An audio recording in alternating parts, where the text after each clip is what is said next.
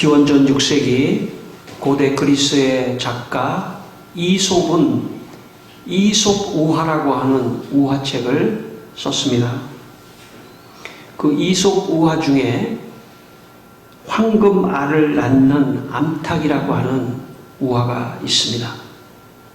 어떤 사람이 황금알을 낳는 예쁜 암탉 한 마리를 가지고 있었습니다. 그는 암탉의 몸속에 금덩어리가 들어있는 줄 알고 암탉을 죽였습니다. 그러나 그 암탉은 여느 암탉과 똑같았습니다. 그는 단번에 부자가 되려다가 가지고 있던 작은 이익마저 잃고 말았습니다. 기다리지 못하면 있는 것마저 잃고 손해를 본다는 그런 우화의 내용입니다. 인생에 어려운 일이 많이 있습니다.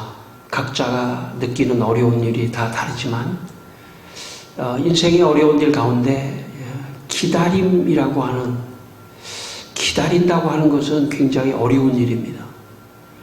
사실 기다리지 못해서 손해를 보는 일이 많이 있기 때문에 그렇습니다. 참 기다릴 수 있는 사람, 가장 성숙한 사람일 수도 있습니다. 기다린다고 하는 것은 어려운 일입니다. 인생을 살면서 우리는 기다려야 됩니다. 어떤 결과를 기다릴 수도 있고, 좋은 일도 기다릴 수도 있고, 또 뭔가 되기 위해서 기다릴 수 있고, 여러 가지 이 기다림 속에 있는 게 인생이라고 말할 수도 있습니다. 인생을 성공하는 사람과 실패하는 사람을 여러 가지 기준으로 말할 수 있지만 제가 볼 때 기다릴 수 있는 사람은 성공의 가능성이 높습니다. 기다리지 못하는 사람은 늘 실패합니다. 기다릴 줄 알아야 합니다. 기다리는 인생. 특별히 하나님을 믿는 사람은 하나님의 축복을 기다릴 줄 알아야 합니다. 하나님이 나를 반드시 축복하실 것이다. 내 인생을 지켜주실 것이다.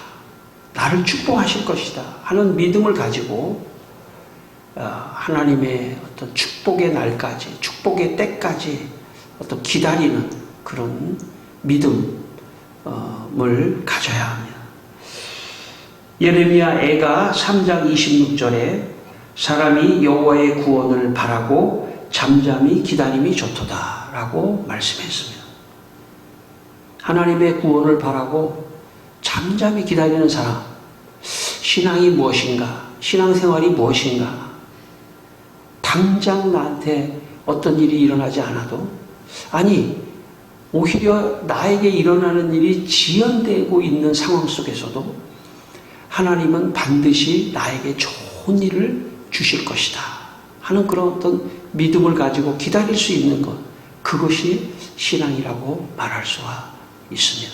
저는 오늘 여러분, 저를 포함해서 우리 모두가 다 하나님의 축복, 하나님이 내게 다가오실 때까지 잠잠히 기다리는 그런 신앙인이 되시기를 주의 이름으로 축원합니다.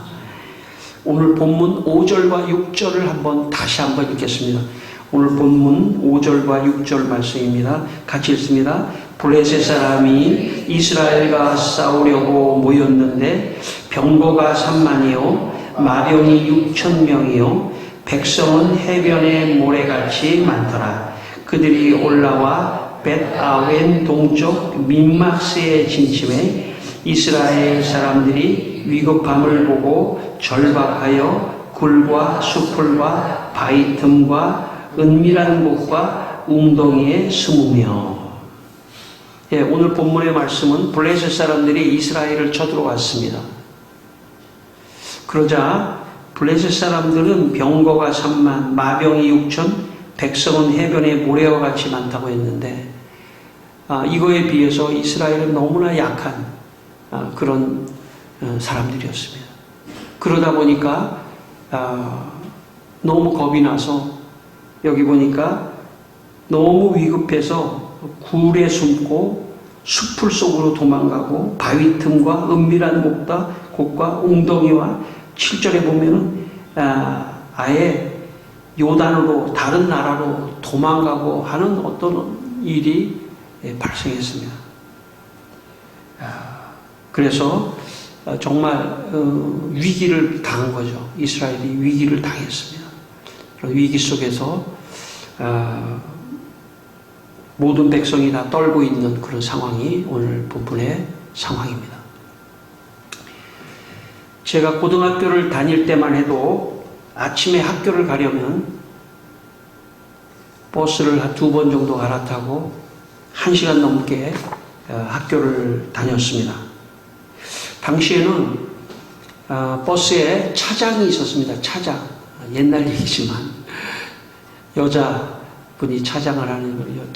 차장이 있어가지고 어느 정도 사람을 태우고 회수권도 받고 사람을 태우고 이제 못한다고 하면서 문도 닫고 막 이래서 이 인원을 조절하는 그런 역할을 했습니다. 그런데 워낙 차가 이 학생들이 이 차를 못하면 지각을 할까봐 차장을 막 뿌리치고 막 타고 그러니까 이 차가 엄청나게 넘쳐 흐르는 거예요. 심지어는 마치 그 6.25 때 열차를 타고 6.25 때 피난을 내려가듯이 엄청나게 많은 사람들이 그 버스에 타고 학교를 갔습니다. 그 학교 앞에 도착해서 보니까 아니 뒤에 같은 번호 버스인데 학교에서 도착해 보니까 뒤에 같은 번호 버스인데 뒤에 버스가 거의 비어서 오는 거예요. 왔어요. 그래서 지금 제가 보니까 지금같이 버스 딱 시간이 다 결정돼 있고 몇 분 후에 몇 번 버스가 온다, 몇 분 후에, 요즘에 보니까 이 표 보니까 몇 분 후에 몇 번 버스 오고 몇 분 후에 몇 번 다 이렇게 돼 있더라고요.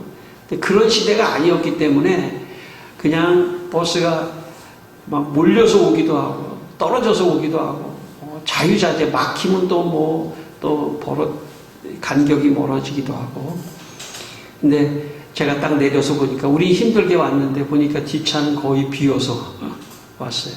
제 생각에 조금만 더 기다렸다가 좀 타고 올 걸 하는 그런 생각을 한 적이 있습니다. 오늘 본문 8절과 9절 말씀을 한번 다시 읽겠습니다. 8절과 9절입니다.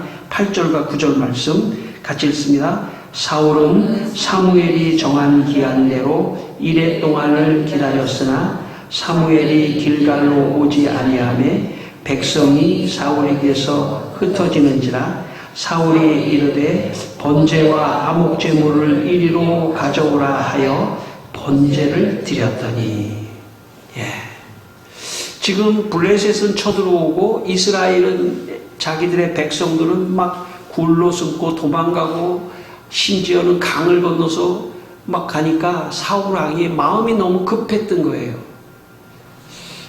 그런데 아무리 마음이 급해도 하나님께 번제를 드리는 것은 사무엘의 몫이에요. 사무엘 제사장이 선지자가 와서 예배를 집례하고 번제를 드려야 되는데 사울이 인간적으로 생각한 거예요. 상황을 보고 너무 불안해서 인간적으로 자기가 번제를 드리지 말았어야 되는데 자기가 그만 번제를 드리게 된 것입니다. 사무엘을 기다려야 되는데 조금만 더 기다리면 사무엘이 올 수도 있는데 사무엘을 기다리지 못하고 번제를 사울이 드리고 말았던 것입니다. 사실 가만히 보면 여기에 8절에 보면 이레 동안을 기다렸어요. 그러니까 사울이 사무엘을 전혀 기다리지 않은 것은 아닙니다. 기다리긴 기다렸어요. 기다리긴 기다렸는데 충분하게 온전하게 끝까지 기다리지는 못했던 것입니다. 우리가 신앙생활을 할 때 참 하나님을 기다려야 돼요. 그 기다리는 과정에서 하나님이 그 사람의 마음을 다 고치시는 때가 많습니다. 하나님을 기다리는 동안에 마음에 있는 죄를 회개하게 하기도 하고, 하나님을 기다리는 동안에 자신을 생각하게 하기도 하고, 하나님을 기다리는 동안에 간절한 마음도 주시고, 하나님을 기다리는 가운데 하나님께서 하실 일이 또 있는 겁니다. 지금 오늘 사울이 지금 기다리는 동안에, 사울은 사실은 환경이나 인간적으로 자신들의 백성을 볼 일이 아니라 더욱더 하나님 앞에 깊이 하나님을 의지하고 나갔어야 되는데, 그만 사울은 환경만을 본 것입니다. 환경만을 보니까 불안해서 번제를 자기가 드린 것이죠. 여러분, 우리가 인생을 살면서 우리가 신앙생활을 합니다. 하나님께 예배하고 기도하고 신앙생활을 하는데 하나님께서 빨리 내가 원하는 것을 안 들어주실 수도 있어요. 기다리라고 하실 수도 있습니다. 그때 진짜 온전하게 기다릴 수 있는 사람이 되어야 합니다. 기다리지 못하고 인간적인 행동을 하거나 환경 때문에 내가 어떤 마음이 흔들리거나 불안하거나 그래서 엉뚱한 행동을 하거나, 되게 그러거든요. 불안하면 엉뚱한 행동을 해요. 엉뚱한 말을 해요. 불안하면. 그렇지 않고 정말 침착하게 하나님만을 바라보며, 하나님, 언젠가는 하나님의 구원의 날이 오겠죠 하면서 아주 침착하게 하나님만 바라보며 기다렸어야 되는 것이죠. 오늘 이 사울은 그거를 못한 겁니다. 기다리면서도 자꾸 불안해하면서 기다렸던 것이죠. 저는 여러분의 인생에 여러분이 어떤 일을 지금 참 기다리시는지 모르지만 그 일의 환경만 보지 마시고 하나님을 더 깊이 바라보시길 바랍니다. 응답을 안 해주시면 하나님 더 기다리라는 뜻이죠 하면서 더 깊이 하나님을 경외하고 하나님을 더 믿으며 의지하며 기다릴 수 있는 그런 분들이 되시길 바랍니다. 16세기 프랑스의 종교개혁자 존 칼빈은 그의 유명한 기독교 강요에서 기다림에 대해서 이런 말을 했습니다. 성경은 우리가 주님의 뜻에 따라서 우리 자신과 우리에게 속한 모든 것을 버리고 우리의 마음의 정서를 그에게 맡겨 길들이고 잡아매라고 요구한다. 우리는 삶을 자기의 계획대로 꾸려나가고 있는 사람들 모두의 재능이 얼마나 불안정한지를 보게 된다.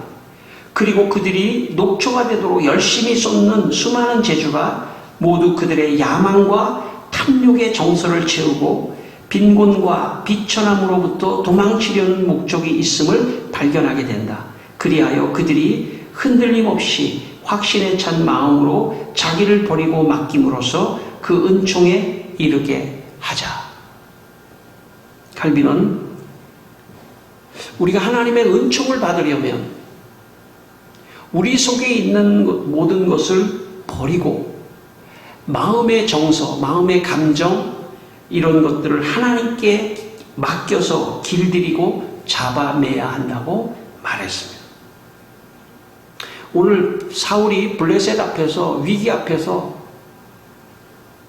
자기의 마음에 생각과 계획이 있었습니다. 내가 번제를 드려야겠다. 사무엘이 오지 않아도 내가 번제를 드려야겠다. 백성들이 굴로 숨고 수풀에 숨고 요단을 건너서 도망가고 있다. 백성들이 떨고 있다. 흐트러지고 있다. 그 생각을 사실 버렸어야 되는 거예요. 그 생각을 다 버리고 침착하게 사무엘을 기다리자. 하나님의 때를 기다리자. 하나님이 구원을 주시는 날을 기다리자. 하나님을 기다려야 한다 하는 그런 마음을 사울이 가졌어야 되는데 이것을 버리지 않고 자기의 탐욕과 욕망으로 사울은 행동하다가 사울의 인생이 끝나는 역사가 있습니다. 사울은 원래 이스라엘의 사람들 중에 굉장히 참 유능한 사람이었습니다. 그래서 하나님께서 그를 선택했지만 오늘 사울의 이 행동 하나가 사울의 인생의 분기점이 됩니다. 사울은 여기서 그의 인생이 무너집니다. 하나님을 기다리지 못한 그의 인생이 무너져가는 분기점의 사건이 오늘의 사건입니다.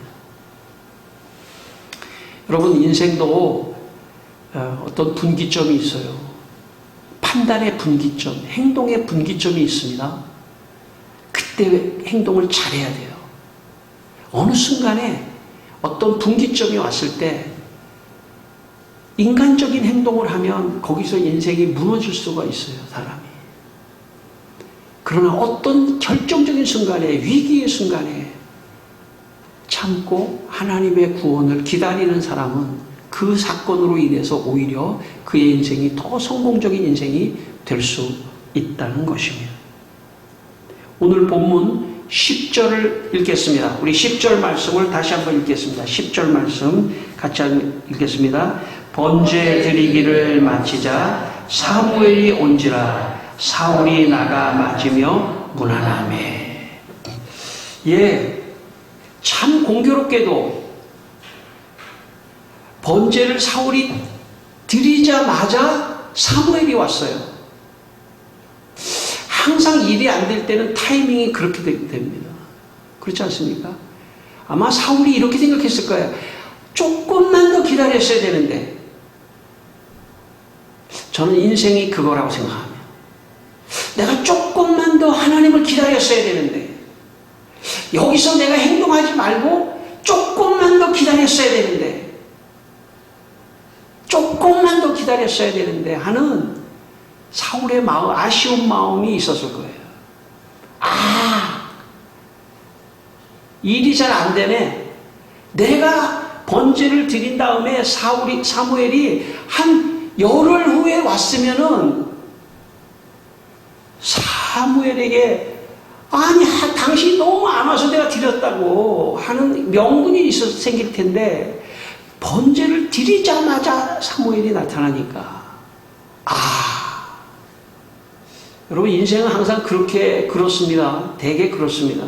인생은 내가 그때 그러지 말았어야 되는데, 내가 또 그때 기도하고 결정했어야 되는데, 내가 그때 그렇게 판단하고 행동하지 말았어야 되는데, 아쉽다. 그때 하나님을 또 기다리고 기도했어야 되는데. 그 간격을 줄이는 사람이 성공합니다. 그 실수를 줄이는 사람이 성공합니다.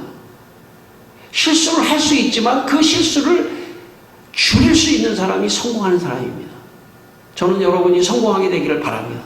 어떤 일이든지 행동하고 싶을 때 내 생각은 불안해, 지금 해야 돼 할 때 오히려 내려놓고, 내 생각을 내려놓고 기도하면서 하나님의 뜻은 무엇입니까? 라고 더 하나님을 기다리고 하나님께 나아갈 때 그때 성공이 오는 것입니다.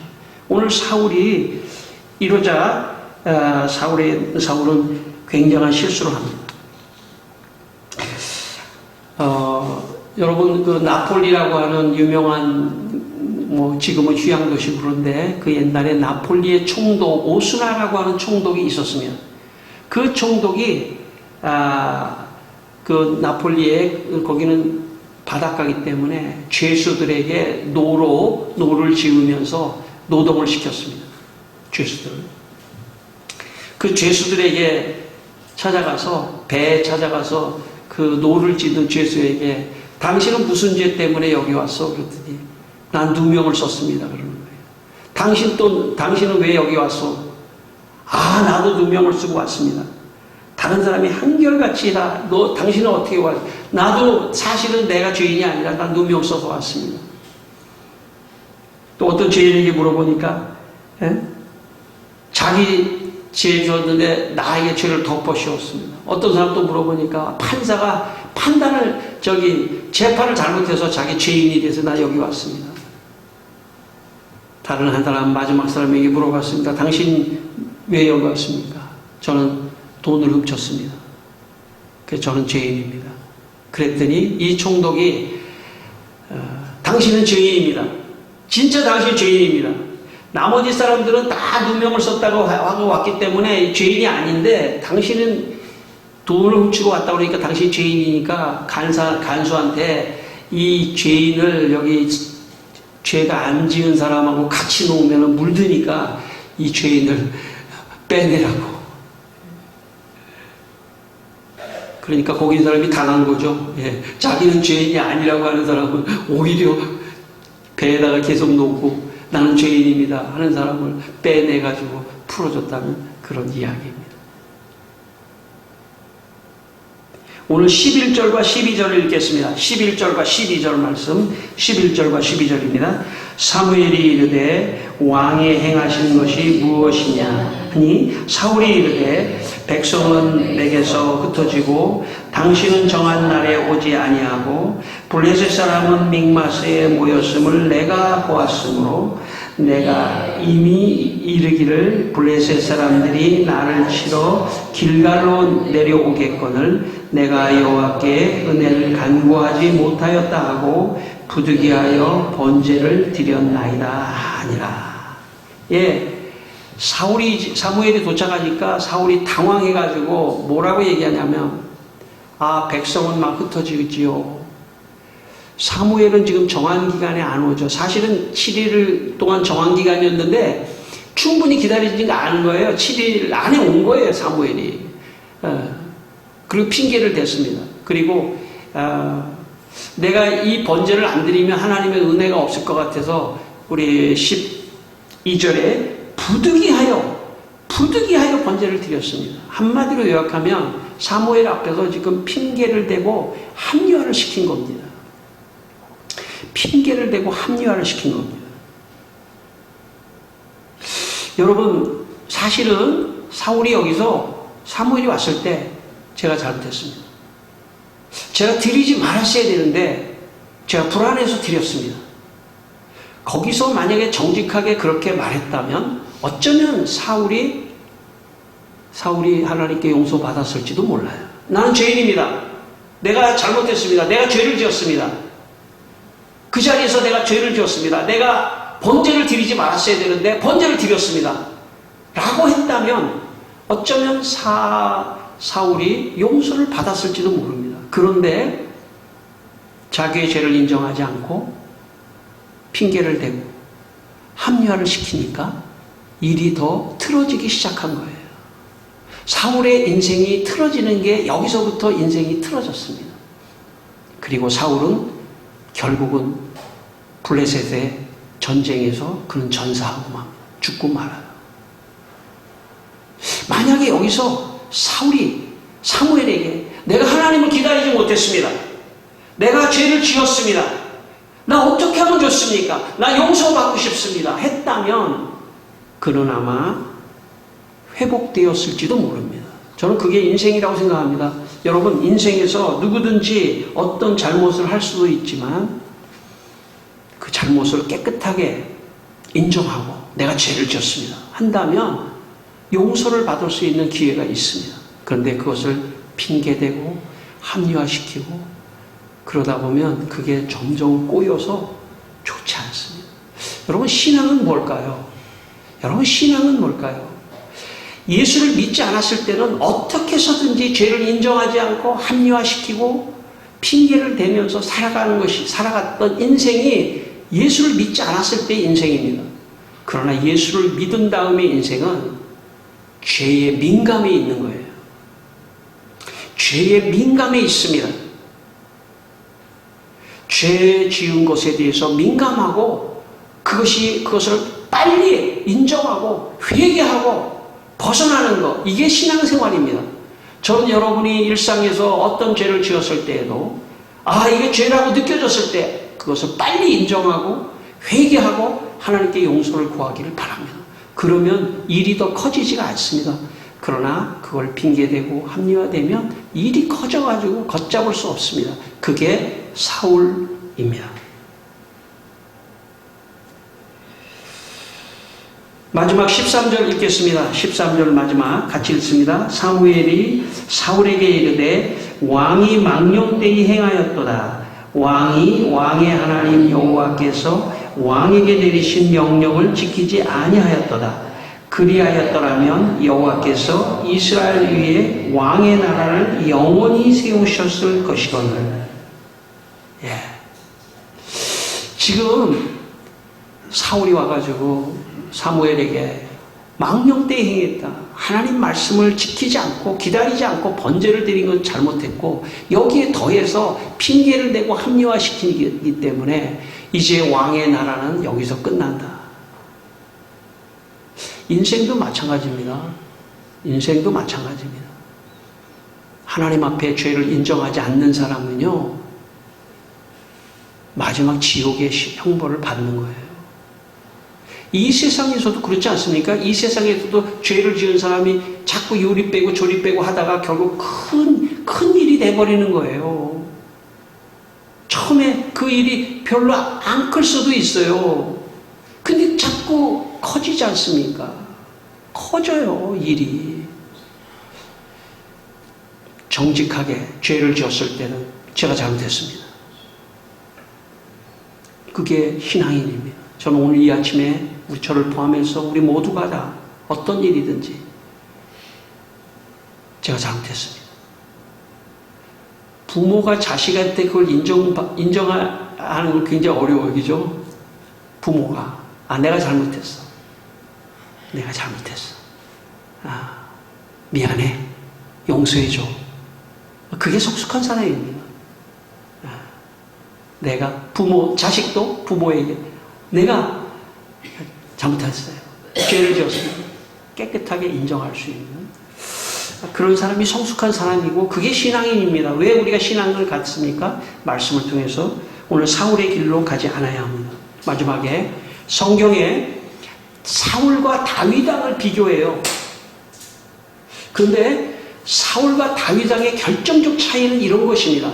사울은 지금 자기의 죄를 인정하지 않는데 다윗은 그는 간음도 하고 또 자기의 부하를 교사를 해서 적진에 보내서 죽이기도 하는 그때 나단 선지자가 다윗에게 찾아왔습니다. 당신이 죄를 지었습니다. 그때 다윗이 정직하게 내가 죄를 졌습니다 하고 하나님 앞에 무릎을 꿇어 회개했습니다. 하나님이 그 다윗을 보고 더 그를 사용하고 역사 속에 위대한 왕으로 그를 하나님께서 인정했습니다. 사울과 다윗의 차이가 뭘까요? 다윗은 깨끗하게 죄를 인정하고 회개했다는 것입니다. 그러자 하나님이 그를 오히려 사용했다는 것이죠. 예수를 믿지 않았을 때는 사울의 길로 간 것입니다. 예수를 믿은 다음에는 다윗의 길로 가야 돼요. 우리 모두가 다 사울의 길에서 다윗의 길로 가야 하는 것입니다. 저는 어려서 형이 미술을 했거든요. 미술을 할 때 그림을 그리는 이젤인가요? 뭐 정확히 모르겠습니다. 어떤 받침대가 있어요. 근데 제가 막 놀다가 말이죠. 거기에 확 넘어져가지고 이젤의 한쪽 다리가 부러졌어요. 그래서 제가 혹시 이걸 꽉 눌러서 오랫동안 어린 마음에 꽉 눌러서 오랫동안 여기다 누르고 있어요. 지금같이 강력 무슨 본드가 있어가지고 뭐 붙이면 모를까. 어린 마음에 이걸 1시간이나 붙들고 꼭 붙이고 있으면 될 줄 알고 놨더니 잠깐 붙었더라고요. 그래가지고 놔뒀는데 형이 와가지고 어떻게 하려고 하니까 그게 쑥 빠지지 않겠습니까? 그래서 나한테 이거 누가 그랬어요? 난 안 그랬어요. 그랬는데 마음이 그렇게 불안하고